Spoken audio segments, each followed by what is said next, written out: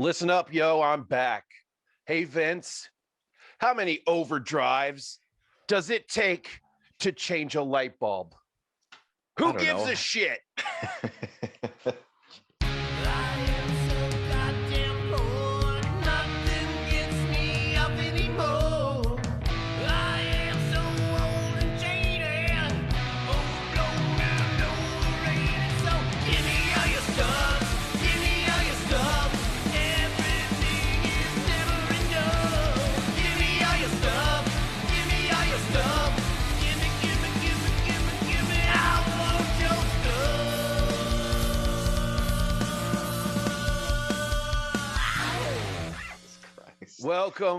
Welcome back to the pedalboard podcast. I'm back. I haven't been here for a few episodes because I've been traveling. You're so important. I leave my house every once in a while, unlike a couple other guys I know. So what's been crack-a-lackin', Vince? What you been up to? Same old shit, cranking out videos. Got a couple pedalboard builds I'm working on. Studio's coming along. Got someone coming this weekend to paint that. So hopefully looking to have that up and running by next weekend. So nice. Yes, my studio is also coming along, as you can kind of see behind me. Though I've been doing some shooting, so there's lights everywhere. We have a new series coming out very soon. Me and Vince do, along with our co-conspirator Brandon, with puppets and pedals. So prepare yourselves for Professor Pedals party time. It's going to be wild. There's going to be wild creations, puppets, crappy jokes, dad jokes, dirty underwear, crushed dreams, soiled. I already said underwear tonight. Damn it. Train of thought derailed. Anyways, today we are going to talk about something that's really pissing me off. It's really grinding my gears. It's not blowing my skirt up. And you know, the tagline for this channel is a jaded gear junkie searching for their next fix. Well, I'm getting particularly jaded because I am over overdrives, dude. I was over fuzz pedals, and then a couple of guys kind of splashed down and made some really cool fuzz pedals, and all of a sudden I'm back, but I'm really over overdrives. I mean, how many Tube Screamer clones do we need? How many clones does the world need? Now, I see the flip side of this argument that, you know, everyone's kind of doing their own thing. And our good friend who was on, I wasn't on the episode, but he did an episode, Brandon, Justice from Fuzz Imp Effects, he posted online a pretty decent point about, you know, people were getting kind of up in arms. I'm not like up in arms about it, but I'm just bored, dude. So talk me off the ledge or push me over, Vince. What are your thoughts on overdrives as it stands today? So all right, so as it stands, I mean, I am a fan of overdrive, but I am in agreement that there's so many of them out there, and a majority of them are the same. We don't need a million clones. We don't need a million Tube Screamers. I feel like we see more of those than anything else. Like, you know, a DoD 250 style OD now and then is okay, but you don't see too many of that sort of thing. But I do have to say, like, I do get bored with overdrive more recently, quicker than I normally would. Excuse me. So I understand your point, but I have, you know, 4 overdrives on my pedal board. So Jeez Louise, Papa Cheese. Why do you have 4 overdrives? You know how many I have? I have one overdrive. So one of it's the OCD, the full tone, full drive, the Blue Effects Nebula. All 3 completely different style overdrives. Do you really need 3 styles of overdrive though? So you play a fucking Marshall, dude. Like how much overdrive do you need? It's already overdriven. So for this, with this board, in the bands that I play with, I'm not playing with the Marshall. That's more of an at-home thing for right now. I'm playing with the Vox and a Fender, which is typically clean. So with You've this, fallen from the faith, sir. I'm just adapting Burn to him. my environment. Burn him. No. When you play Marshalls, the environment adapts to you. It's like Russia. Fair enough. So I'm playing with an Americana artist right now, and it's kind of on the countryside, so Marshalls don't really have a place there. So I'm trying to adapt to something that's shit. You shred over that dude, make him just shove it down his throat. It's probably. And then there goes my gig. Well, yeah. Well, you didn't need it anyway. I'm kidding. For what I play, like having at least 3 different flavors of Overdrive is helpful, because I can fine tune it. What's the most expensive Overdrive on your board? Probably the Nebula. I want to say that was 200. The full drive and the OCD were 120-ish maybe. Okay, so I am guilty of a pedal crime. Pedal crimes. That's not a bad idea for a segment. Where's a pin? I'm writing that down on the back of Fuzz card. Jesus. Pedal crimes. You're hearing it live, folks. We're coming up with ideas for our shows live on the internet. Pedal crimes. Never playing too much. I have some very expensive things on my pedal board, as you know. Mm-hmm. And I have one Overdrive pedal, which I rarely use. Well, I kind of used it more because one of the things that I did, and you know this, but we'll let the viewer listenership know that I use 2 amps. So I have a Fender amp. I'm currently using a Bassman, like a 410 Bassman, and then I have an EVH 5153 with the EL34s. So it's very Marshall. It's kind of a mix between a Marshall and a Mesa. It's really nice. I like it. I do use the Overdrive a lot to dirty up the Fender. So, I mean, yeah, I get that, like just if I want like that kind of just slightly kind of choppy tone, like, like 3-foot C's kind of tone, the boat. You need that mid boost too. Just kind of rocking, that's what I do. But it's a tube screamer from 1982. And I put it on my board because you know what, I can't be bothered to buy another tube screamer. That's just really what it boils down to. Yeah, but I mean those are better than the reissues anyway. So yeah, I guess. I don't know. I really haven't tried them. I got this thing 1,000 years ago before the values got nutty. In fact, I'm hopping on Reverb right now.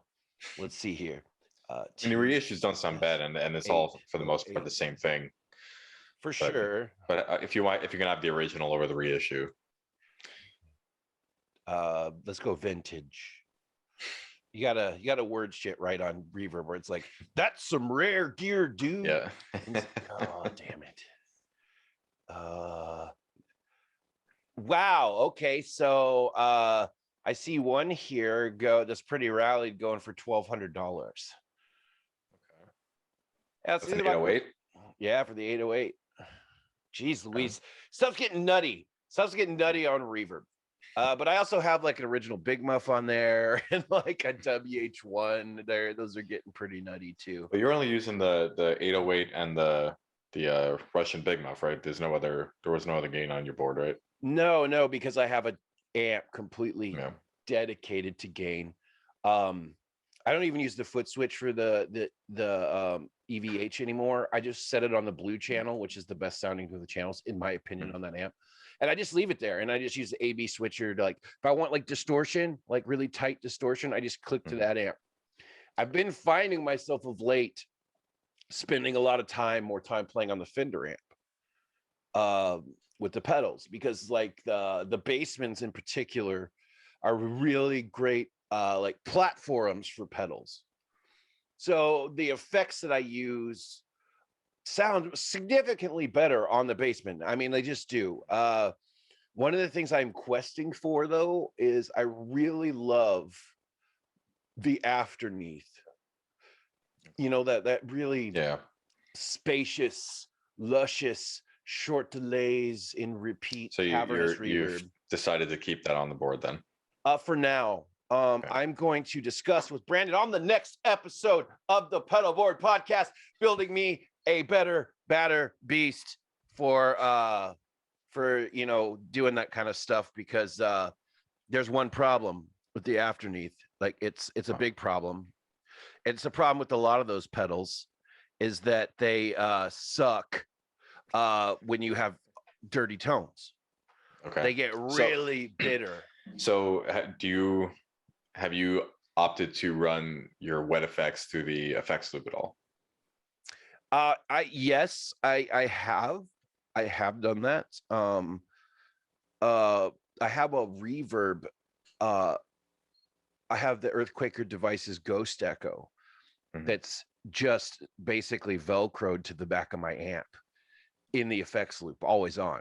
Just a little bit. I just like a little bit of reverb on the dirty tones, and in the effects loop it does work better. I tried the afterneath the same way. I'm like, well, whatever. I'll figure out a way to wire this up. You know what I mean? And it was shrill. It was shrill. Shrill is the term. It was super shrill. So I would love to have like that ambient. Because what I like to do with it is do like rockabilly stuff, like drifty, slow, desert rockabilly, just kind of running through, like sitting in the desert high on peyote in a fast car. And the rubber from your tires hits the pavement like a slug from a 45, to quote little Black Sunshine. That's what I want, Black Sunshine. Little fun White Zombie reference there for you, which is in my opinion the best White Zombie song. It's got Iggy Pop narrates it, the beginning. Okay. Super good, dude. Do you listen to White Zombie? I don't. I'm done. That's been the episode today, folks. That's been the episode. Thank you for joining us on the Pedalboard podcast. No, but it definitely. I want a bigger, better ambient reverb that works with dirty tones. Okay. So, teach me, preach. In terms of the reverb, I'm sure Brandon can come up with something wonky. I bet he can too. I bet he can fulfill my needs. Issue. Oh yeah, 100%. He fills me up. He fills me up with that creamy reverb. Oh, I got to try one of his new pedals yesterday. It's a crazy ring modulator, and I literally told him it's his best work. Remember, he was telling me about that. It's insane. We're not going to talk. We'll let him divulge the details of that. But Brandon Schock of Shock Rock Effects and Professor Pedals is coming out with a new joint that's ridiculous. I want to use words that aren't cool to say anymore. That's how good it is. I just want to get canceled over it. That'll happen like that nowadays. I fear nothing. So, all right. So your issue with Overdrive. Yes. Is it an overall disdain for Overdrive because you've tried everything, or is it expensive Overdrives that do similar things to what is already on the market? Yes. Okay. I'm definitely jaded. I've tried them all. I've tried a ton. Mm-hmm. And you can't really reinvent the wheel with Overdrives. I mean, they kind of do what they do. Mm-hmm. And I'm just bored. I'm just bored with Overdrive. That's why I'm not sending you anymore. Like Fuzzes and Overdrives, just fuck off, man. So with Fuzzes though, there's more flavors of Fuzz than there are Overdrives. A new and interesting Fuzz is constantly coming out. I mean, some of them obviously are throwbacks to old circuits, but I've tried more interesting Fuzzes than I have Overdrives. For sure. My like example, we've talked about this before and we've had him on our podcast, but there we go. The Dial-Up Fuzz by Emorgy Effects really reinvigorated my love of fuzz pedals, because it's so delightfully different. It's got a lot of the same stuff, like a really gritty, nasty, crazy fuzz, but it has these weird little, let's call them analog artifacts. that just like they linger in your tone, these little noises and chirps and things like that. Um, I mean, this kind of reinvigorated my love of fuzz. Like it kind of woke me up. It shook the monkey cage and like rattled the cage, and I like woke up and I was like, oh man, I love fuzz again. it's kind of like a Fuzz Factory meets an air trash in a way, from what For I've gathered sure. from it. And then he just recently sent me this. He made this for special for me. The Gristle Throbber. It even says pink rock on the bottom. And nasty MSG. I like This is he found our font that I use a lot. But I actually paid for that font, so we are good to like use it as our whim. I didn't like just steal it off the internet. I paid for that thing. So it. I use it on everything. So but this is a crazy let's just call it a trim. Let's call it like a trim fuzz. I don't know. Trim fuzz. Okay. It's hard to describe. I remember he was saying it's like 27 different effects in one pedal, all modulation style. And I am going to do a video on this soon. So stick around, subscribe to our YouTube channel, please. Like we'll pay you. Yeah, I'll give you kisses. Vince will give you kisses. We'll have a kissing booth. We're not afraid of COVID. We got our shots. But yes, this is stunning. So if you're bored with effects, go check out Michael Gardner's Emorgy effects page. And it's like the Viagra of fuzz pedals. It just gets you hard again about it. You know what I mean? Love you, Michael. I'm pretty sure he listens. So he's one of our tens of followers. Actually,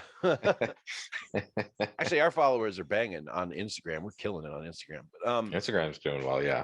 I just don't know. There's just nothing that has like wildly excited me about this. And I'm sure I'm not the only one out there who's just kind of like, I like this overdrive and I use it. And if it isn't broke, it's like Murphy's second law. If it isn't broke, don't fix it. So out of all of the overdrive circuits, I mean, obviously you have an 808 on your board, but is the Tube Screamer your favorite circuit, or do you have one that for overdrive? Yeah, absolutely. Okay. My first overdrive pedal was a Blues Driver. 1,000 years ago. I had distortion pedals, and then you kind of had to like, for me, that was a lot of people start with overdrive pedals, but I was playing like crate amps and stuff, so I wanted like something to kind of rough them up. I was really into metal. So I still in the metal, but I'm definitely have expanded. Stupid hair. I definitely have expanded my taste. But like when I got into overdrives, the first overdrive that I ever had was Blues Driver, and I was playing at that point. I was playing a Marshall, like a Marshall super lead, and those combinations sounded awesome. But as I kind of found my way backwards to the Tube Screamer. You know what I mean? I found something that was very Tube Screamer-esque. I was like, man, and I think it was my one of my dad's guitar playing buddies. Like I was talking to him because I was pretty talented, not to toot my own horn or anything, but where I was from, I was kind of like pretty talented guitar player. So like the older guys would talk to me about gear, and I was super interested. And I kind of approached everything with an open mind, and I was just like a sponge. I just wanted to learn everything I could about guitar. And I started talking to them about pedals. I'm like, hey man, I kind of like, I'm listening to this and I'm trying to get the sound. And a guy's like, well, dude, have you tried a Tube Screamer? And I think he had a TS9. So I tried a TS9 first. I played this, and then he let me borrow it. And I ran it through my Marshall, and I was just like, holy God. The fire, the epoch of epic fire that I was just, because my amp was already kind of running dirty anyway. So, and then I punched it in the face with that overdrive, and it was just like magic. And you had it cranked, didn't you? Yeah, but it was a 50 watt. I mean, the Tube Screamer. Oh yeah, absolute magic. Mine's not cranked now because I use it. I like what it does to the mid range. So I ended up, the only one I could get my hands on was I ended up buying the TS 808 that's on my board in the 90s from one of my dad's friends who just had a bunch of pedals lying around. He's like, I don't use this one. This one's pretty cool. It's kind of like the original one. I'm like, cool. So I snatched it. That's the third switch that's been on that thing. Well, they put the little square switches on them. They don't last very long. I mean, especially with me, because and you have a heavy foot. I do. I fly down from the sky and land on my stuff. Of course, I'm just like on stage.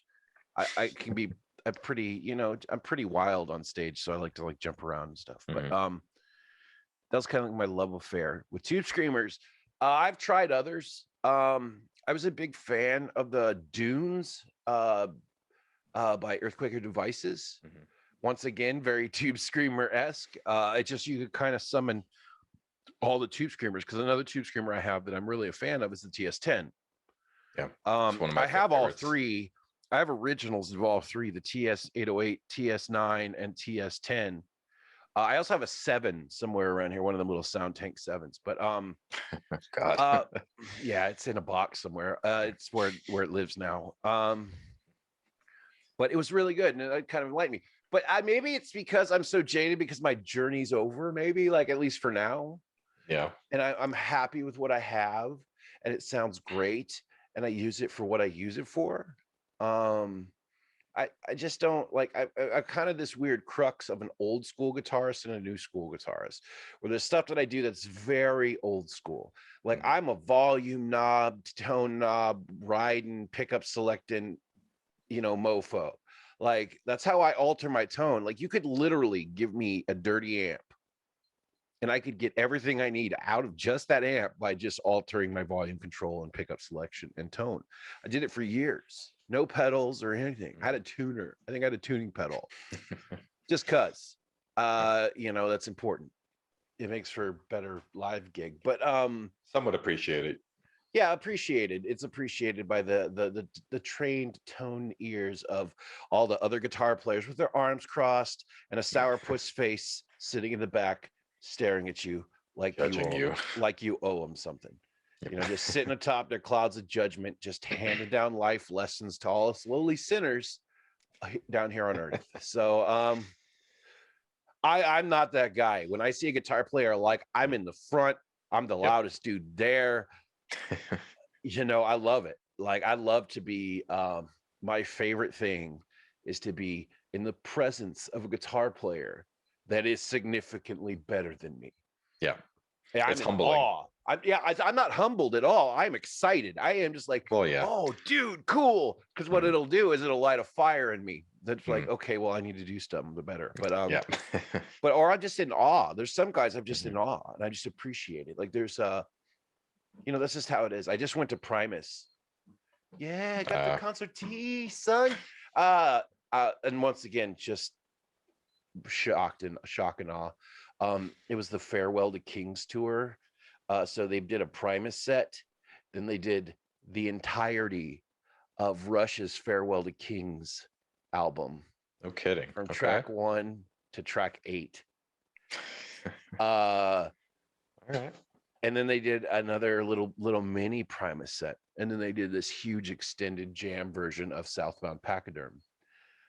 I can actually tell you the list of songs they played, because I'm a huge Primus fan, and the bass player in my band is also a huge Primus fan. And they opened with Blue Collar Tweakers, which is like one of my favorites. It's like Primus songs. And then it was pandemonium from there. But I just like to be wowed. Sitting in the crowd, hard as a rock. Actually, it was at Edgefield, so it's like a concert on a lawn. Okay. So yeah, it was pretty cool and chill to watch. And plus, it's a jam band, so you just kind of chill back and let it wash over you. So back on track. What was your first Overdrive? What made you love Overdrive and made you have like 7 of them on your board? I forget. So I want to say my first Overdrive was a Blues Driver.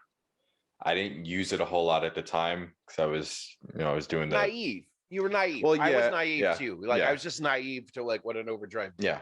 And I mean, I was doing the Chili Pepper thing at the time, and that was my focus, and I didn't ever really have use for an actual Overdrive. Has anything changed? I have. So I do have my moments, but I have grown out of that. That's why my board is not completely Frusciante based. Honestly, there's nothing on there that is Frusciante based. So I have graduated from that. I do still have my collection on the wall there, but I've grown up. But yeah, I think it was a Blues driver, but I had it for a couple months and then traded it off on Craigslist. As one does with a Blues driver. Yeah. And I had got another one a couple years later, traded that away, and then picked one up a couple years ago. Didn't get my first tube screamer until about 2 years ago, oddly enough. But yeah, it wasn't up until the last, I want to say about 5 years, that I didn't actually really start using Overdrive. I had an OCD on my board for the longest time, and that was my bread and butter. But it was more to kick the distortion in the ass to give it some more power, but I very rarely use it on its own.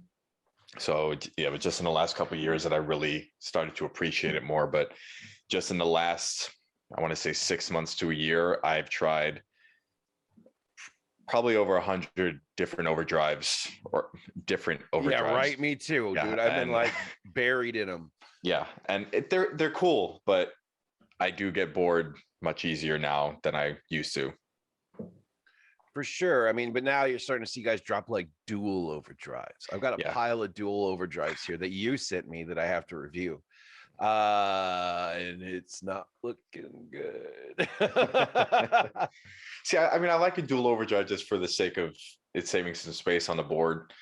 But other than that, I mean, it's just another overdrive pedal. So well, in the videos that I'm working on, I'm actually being pretty forward with my disdain for overdrive. And I'm saying like, well, I use an overdrive to kick a dirty amp. So I'm like, this is a Marshall super lead. It's kind of dirty anyway. I'm just going to punch it with this overdrive because that's how I use overdrives. If you don't use overdrives that way, then, fucking go buy the pedal and do it yourself. Find out for yourself like the rest of us slubs. Oh, jaded and arrogant now.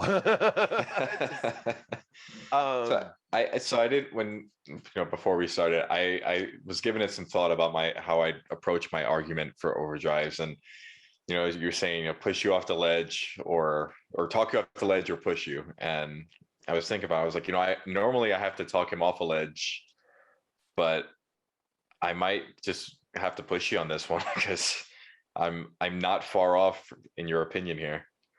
And just overdrives, for lack of a better pun. I just really am I need more innovation. That's what drives my love for pedals, and everybody's a little different, but mine is innovation. Like, I want it to take me to somewhere. I want it to take me somewhere. But how many there's not a lot of different circuits out there, but how many overdrives are out there that do something different, that do something original? And there's very few of them, if any.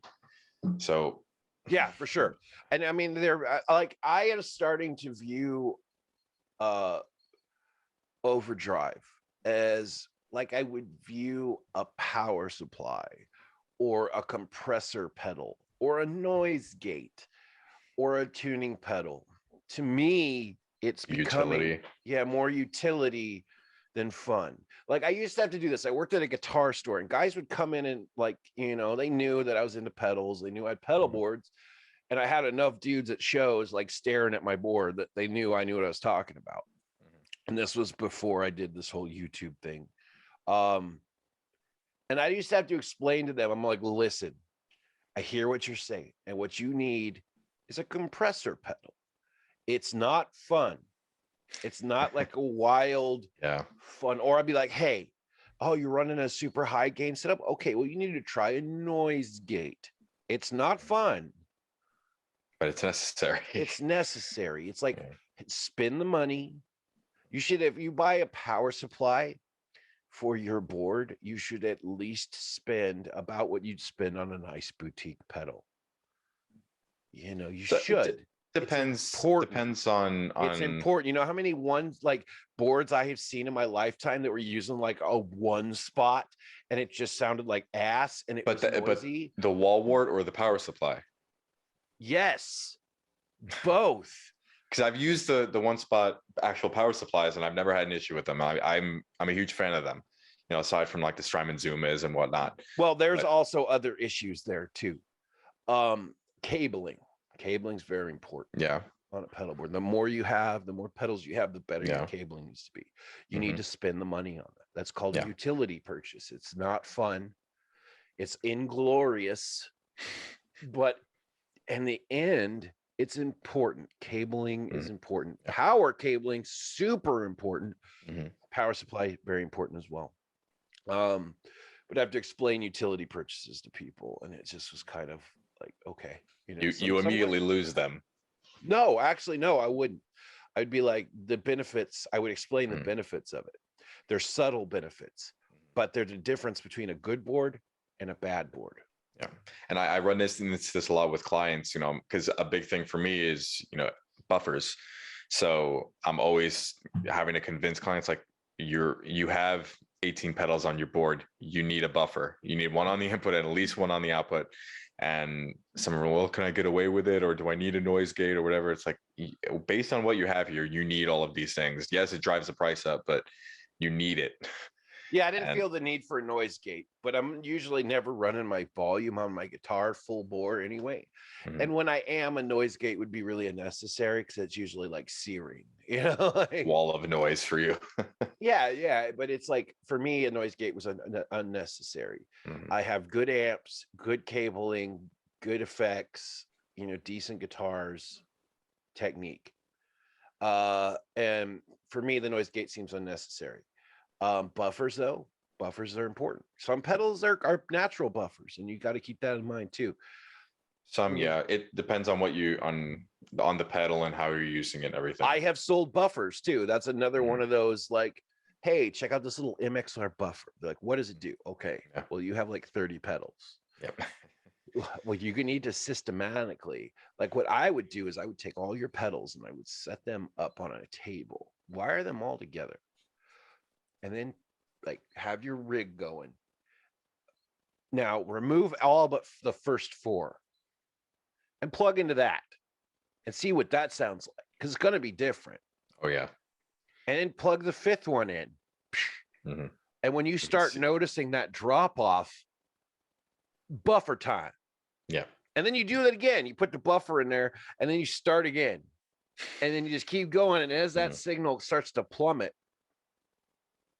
buffer time, you know, like say, hey, you get a Boss pedal in there somewhere. You know what I mean? Like just whatever. Well, and Boss pedals are it's a kind of a gray area because some of them have multiple buffers in them and they're not the best quality. So if you're running an always on Boss pedal, having a buffer right before it is pointless. But the ideal setup is buffer, true bypass pedals, output buffer, and you're good. But Boss is one of those, you can get away with it, but it's a poor man's buffer, Vince. Not all of us go as deep into pedal boards as me and you do. I'm talking about the John Everyman pedal. Explaining buffers is tough. That's a tough sell. But you know, you just have to explain the benefits of it.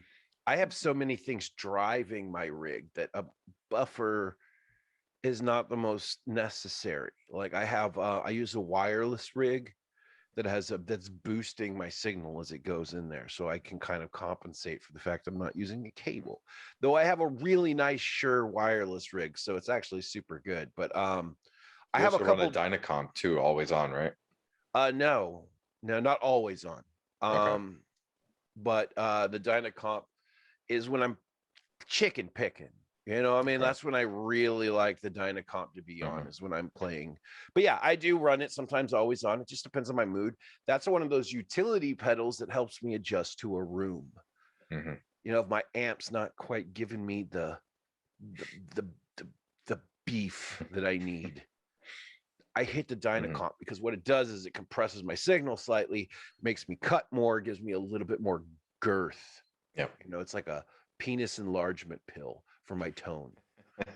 You know, sometimes you need it, sometimes you don't. It's like Viagra. You don't have to need it to love it. Jesus Christ. You know what? I've never heard it put it quite that way before, but you're right. I mean, am I wrong? You're not. Exactly. But yeah, so that's kind of where I'm at. It's a utility pedal to me. And I kind of treat it as such. I have a flavor that I prefer. It's like Kool-Aid. I have my Kool-Aid flavor, or my Capri Sun flavor, you know. So how many Overdrive pedals do you actually own? Probably like 30, 40, Okay. 30, probably 30. There, let's say 30. Okay. That's Just over the years of doing reviews and stuff, I've gathered many. And how many of those have you genuinely enjoyed? There's a few. The Dunes was one of those. I enjoyed the Dunes. Of course, it was kind of Tube Screamer-esque. I just like the tweakability. Like I could just kind of fart around with different Tube Screamers. The Bonsai, the JHS Bonsai. Yeah. Once again, though, it's a bunch of Tube Screamers. Yeah. I just like the fact that you could just sift through them. Like I have the Muffetta too, and you can just sift through muffs, and they're very genuine recreations of different big muffs, and it's fun. Of course, I always liked that's kind of JHS pedals are I always felt like kind of utility pedals, in that the effects that you get from JHS are going to be very classically oriented, and they're going to be you're getting exactly what you're ordering. Like and they're true to form, utility-esque. You know, they're not super fancy, but it's nothing crazy about them. They're peanut butter and jelly, dude. They're peanut butter and jelly. I mean, like, and it's they do one thing and they do it very well. Very, very well. And I really love the JHS channel because, you know, like Josh is very much like a curator of pedal history. Yep. You know, I kind of felt like that. But the greed tone makes some cool overdrives I like, but they tend to be a little bit more on the extreme side. More of a distortion. Yeah, definitely stepping into distortion territory. I mean, there's some that I liked, but I think they were kind of rocking like near Tube Screamer territory, to be quite honest. The Overture, oh god, who makes the Overture? The RJM. The RJM Overture is neat. It's really neat. I like it. Once again, though, I just like it. It's kind of like Strymon Big Sky of Overdrives. Yeah. You know, like I really like the Big Sky. I don't think I could use it live, but the Big Sky is like a pedal I sit down with for like 4 hours. It's one of those fun pedals you just you sit there and have fun with for a couple hours. And I mean, don't get me wrong, it's great live, but how many of those effects are you actually going to be using live in a traditional setting? I kind of like one trick ponies for my live setup. You know, they have one trick, they do that one trick. Well, I'm not going to go down and like start adjusting them. I have one pedal that I do that with, and that's my whammy. But I rarely actually, if I didn't use a WH1, I'd have one of those molten MIDI controllers to just cycle through. Yeah. But I don't. It's a WH1, and the tone difference between the WH1 and say like the 4 and the 5 is staggering. It's a staggering difference. But back to Overdrives. Yeah, dude, there's some I love. There's some I like. But yeah, I'm just kind of, if you just say, you know, Death and Rainbows, the review show, you know, be careful sending me Overdrive pedals, because you're kind of staring down the barrel of a loaded gun on that one a little bit. Something like the Overture, though, it's several overdrives in one pedal, obviously, and they do them very well. It's to me, it's more of a space saver sort of thing. Exactly. But the fact that you have the utility aspect of MIDI on it makes it even more useful. Now, that pedal in general, because of its general features, is new and innovative.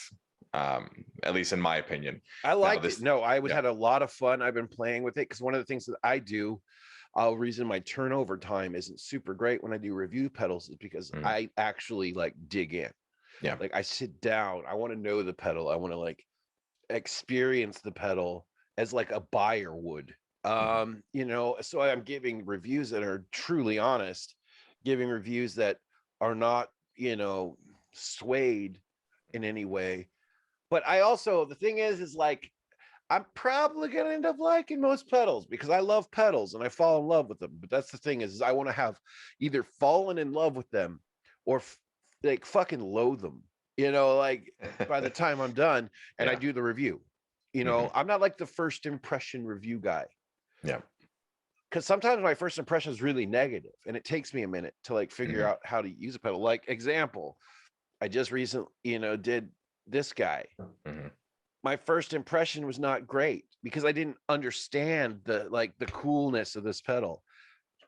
An hour later, different. I had a completely different view on it because I needed. Once you start tweaking knobs and you really, like you said, dig into it, that's when you can really see what a pedal does. And so, I mean, there have been times where right before when I was making a video, the first time I was playing the pedal was as I was making the video, so I was kind of discovering things as I go along.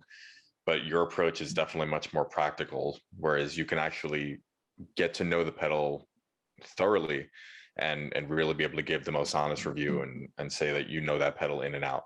Well, if you've watched any of my reviews over like the last 2 years, they're all like musically stylistic. They're different because I tend to lean into whatever I think the pedal does well. Or whatever it pushes me to do. I play a lot of different kinds of music, but if it pushes me in a direction, I go with that direction. I know there are some guys that like when they ask me to review pedals, they tend to request that I do some heavier stuff just because there's not a lot of representation of their pedal in like a heavier format.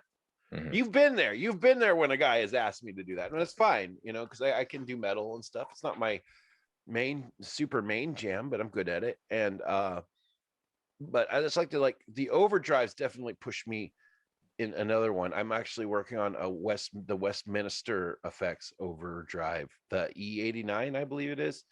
Kind of like that's another one. Was not impressed when I started playing it, and I kind of come to know it better now, and it's pretty good, man. Like I'm having some fun with it. And it's one of those for me. Like I did enjoy it because it's it's a Tube Screamer, a Klon, and a Blues Breaker all in one dual overdrive. Blues Breaker gets me too. I like Blues Breaker. Yeah, no, I love Blues Breaker. So that one I did have fun with.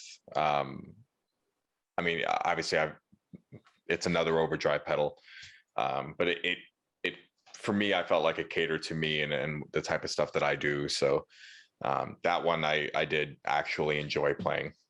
Oh yeah, I've written 2 pretty savage tracks with it. Well, that's just my method is I write a couple tracks with it, and that's how I get to know it. Is like I use it in a setting. Like sometimes when my band comes over, I'll throw one just kind of in there somewhere on my board because I have the ability. The way we wired my board, I can patch things in and out pretty easy.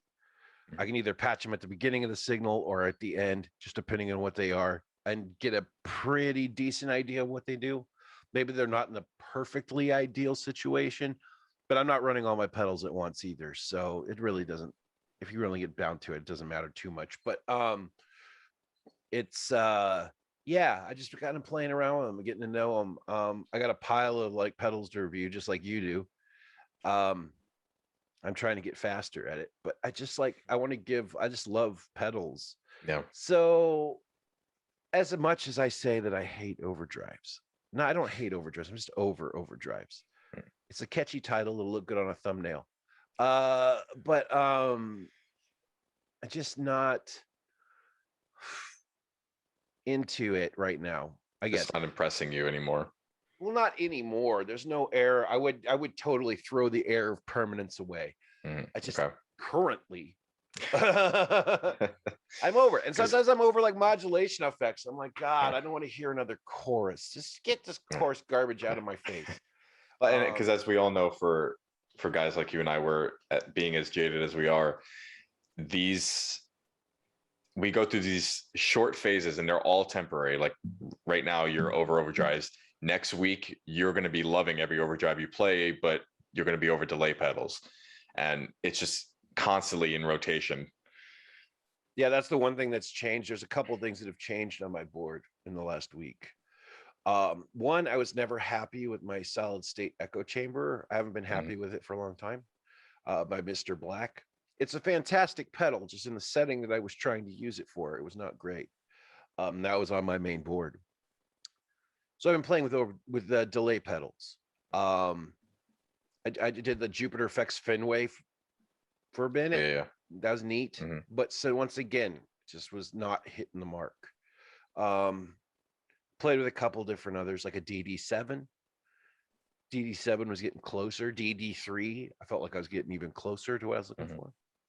And I ended up putting one of Brandon's pedals, our co-conspirator Brandon Schock's pedals on there. He made me a yellow sign delay, which in the pedal that he made specifically for me, the Super Awesome Fun pedal experience has that delay in there, and I loved it. And I was just like, oh man, if I get like a standalone of this, that'd be great. And he ended up doing a series, and I got one.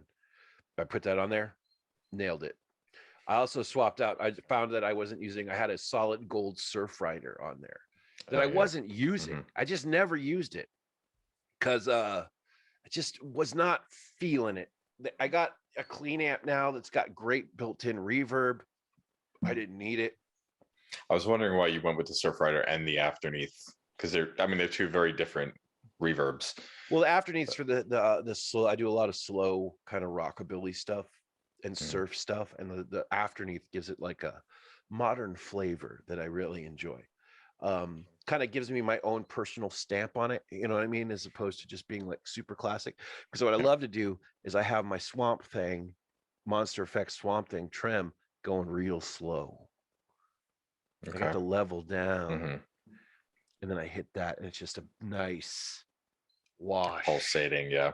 but Okay. slow pulse, and it sounds awesome. And I love it for these like rock stuff, rockabilly stuff where I'm doing like the melody built into the chords and all that Hmm. stuff and crooning gently over the top of it. Uh, but I love that. But the solid gold Surf Rider was not just doing it for me. It's a great pedal, and I'm actually going to hang on to it because I love that pedal. But I swapped it out for another one of Brandon's pedals, the Ocean Man. Okay. I put a weird octave down chorus up there. It sounds like a cello.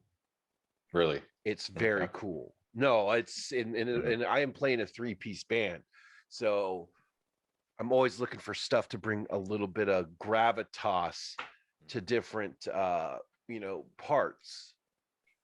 And we're a dynamic band, so we switch from fast to slow, heavy to soft, always moving. Um, and it I can do some wonky sounds with the combination of those pedals though. Very usable, very on point, very cool sounds.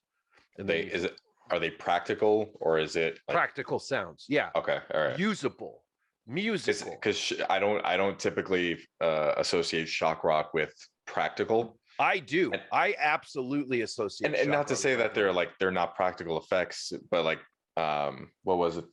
What is it? Forget the name of it.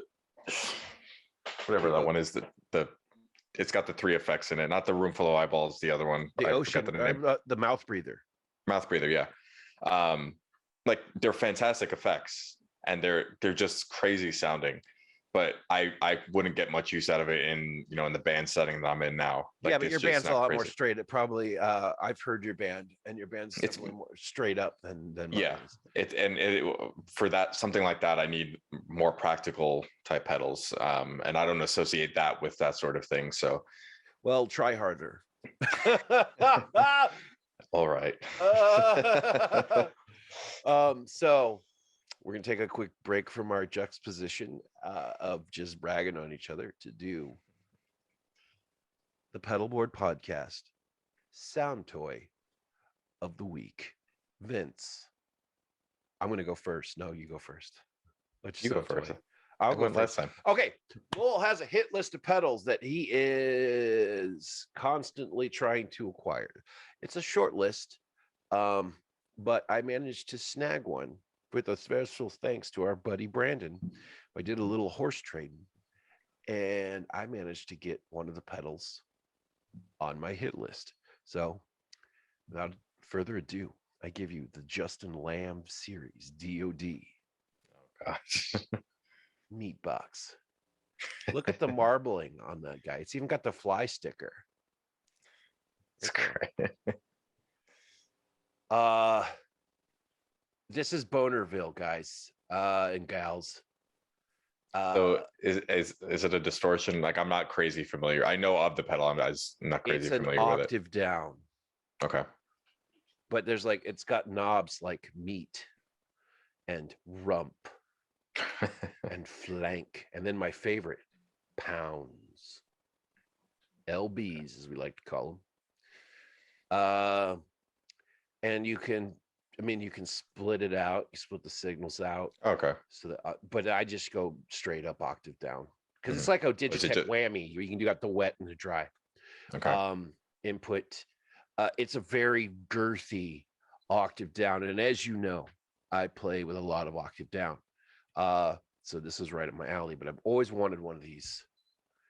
Brandon has a few, and he brought this over knowing that I would bite.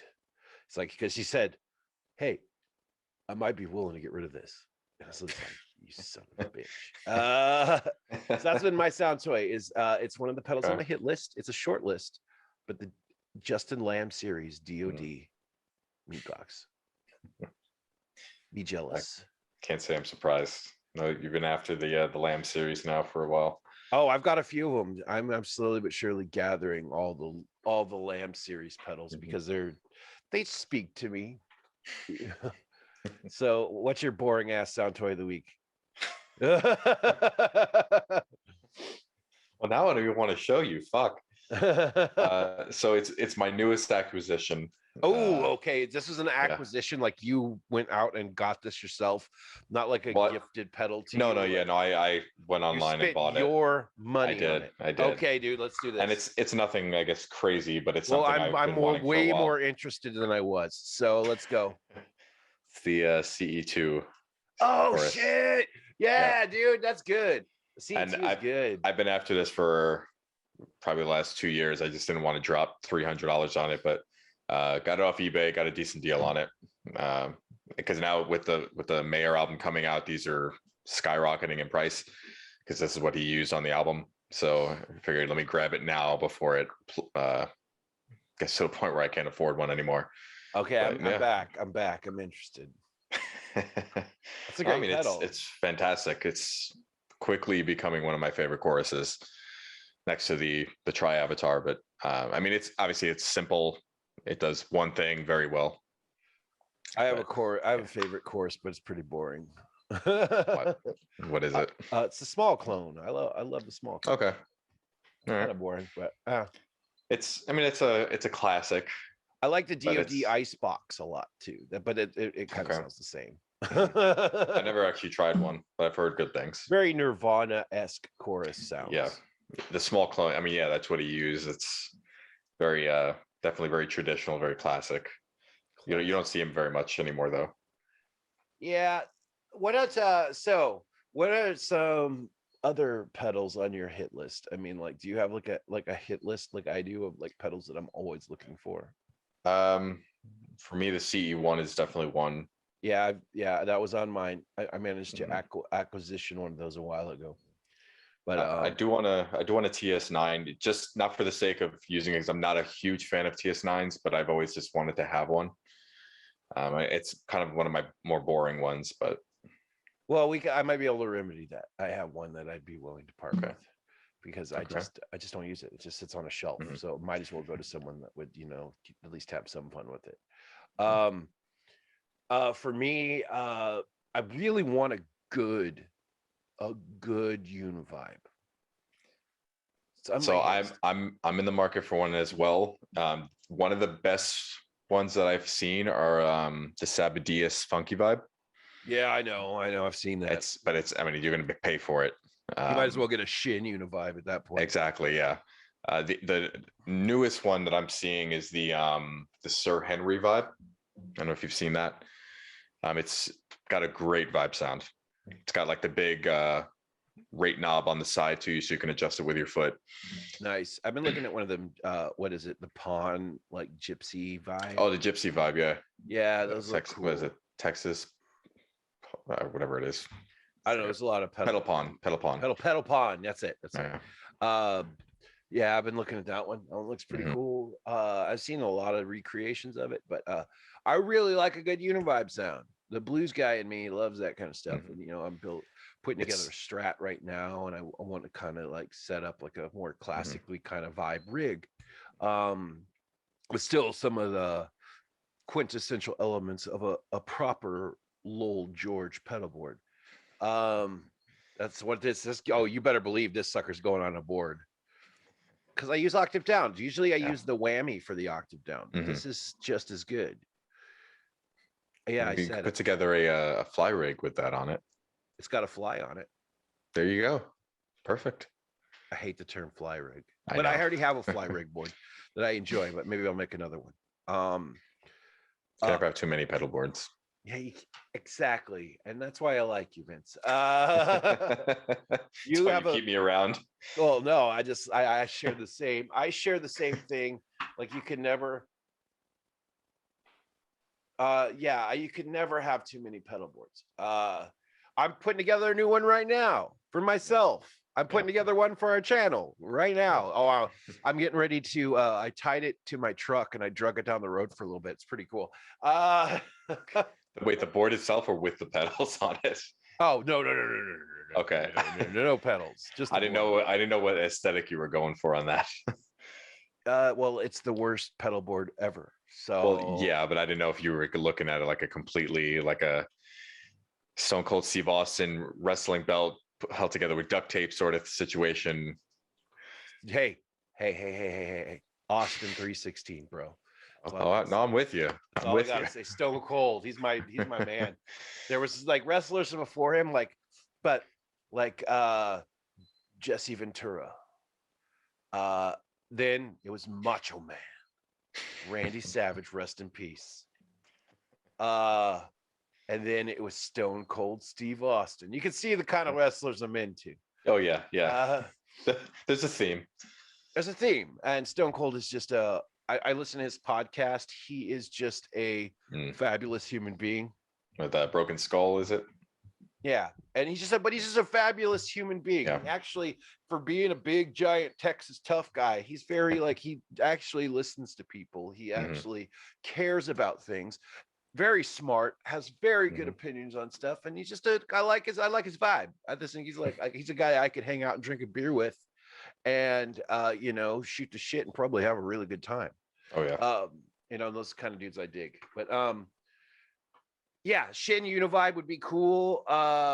Any kind of like classic Univibe though. I'm not like super particular on that. I tried getting my hands on an actual Shin Univibe, not the original one, but the Vibro. Yeah, dude, I'd take that too. But so they're actually shutting down Shin. I like the guy. I want to say he's like 70. About this. Yeah, we talked about this. So he's retiring. I tried getting my hands on one before he shut down, but no such luck. No such luck. It's okay. There's more fish in the Univibe sea, as they say. I want a Dominion Fuzz face. Yeah. It's on my list. It's on my list. So Dominion Fuzz, if you're listening. We wouldn't be upset if you sent one our way. We would fight over it. That's definitely going to be on my list sometime in the next year. I'm going to pick one up. Yeah, I don't know about me. I kind of got some guitars on my list too that I'm definitely going to be. Fair enough. No, there's just a couple guitars on my list that have been on my list for a little too long, and I want to get them. A Gretsch White Falcon. Yeah. Oh my God, it's my dream guitar. That is. It's been my dream guitar since I was 14. 14 years old. I wanted one. They had one at the Guitar Center here last year, and it was just under $5,000, and I should have just bit the bullet and did it. For me, I could settle for either a Gretsch White Falcon or a Gretsch 6120W, the one with the brand and all the Western inlays. Okay. I could go for either of those two. And then I would really love to get my hands on a 60s Mustang. I really like Mustangs. I'd love to get my hands on a 60s Mustang. Not a fan. I Oh, it's just like short scales. This is my jam. they So look like the Down syndrome younger brother of the Strat. Like I know that's probably not okay to say, well, hey, you but look like the Down syndrome younger oh, brother of me. oh So no, I agree. I'm right there with you. touch it. Shut the fuck Touch it. up. Touch it. Touch I've just never been a fan of the aesthetic. Like even Telecasters are not the most pretty guitars, but Mustangs are to me just like they phoned it in on the design. They kind of did. But I like that about them. I don't know, You obviously have never seen a Fender Katana, so those are the worst. Those they thirst for the worst. But anyways, we were gonna.